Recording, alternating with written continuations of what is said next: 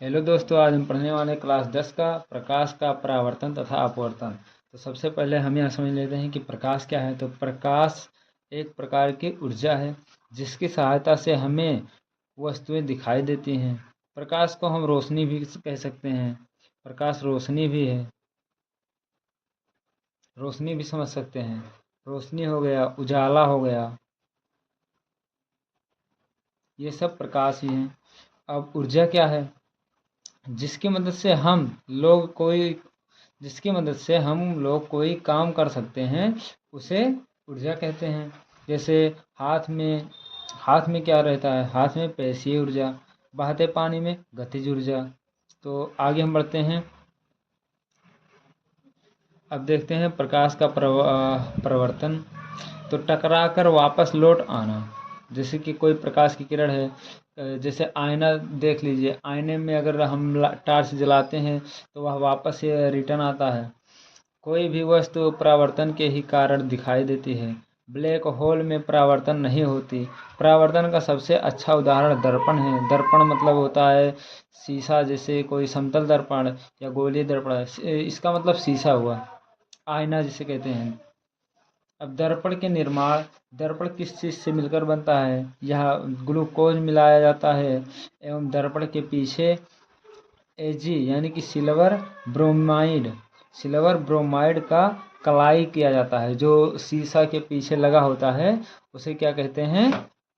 Silver bromide, और उसे कलाई भी कहते हैं, किया जाता है, जिससे हमें।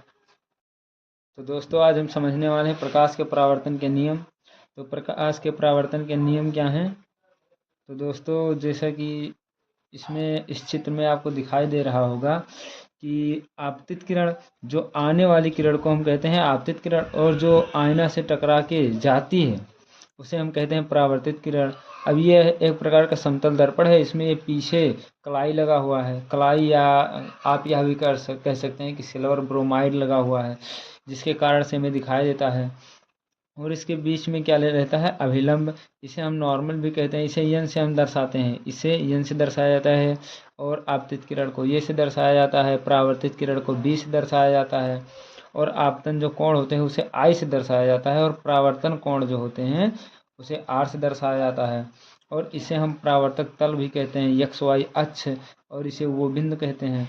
अब परावर्तक तल, यह परावर्तक तल यानी कि दर्पण है, परावर्तक तल कहिए या दर्पण कहिए।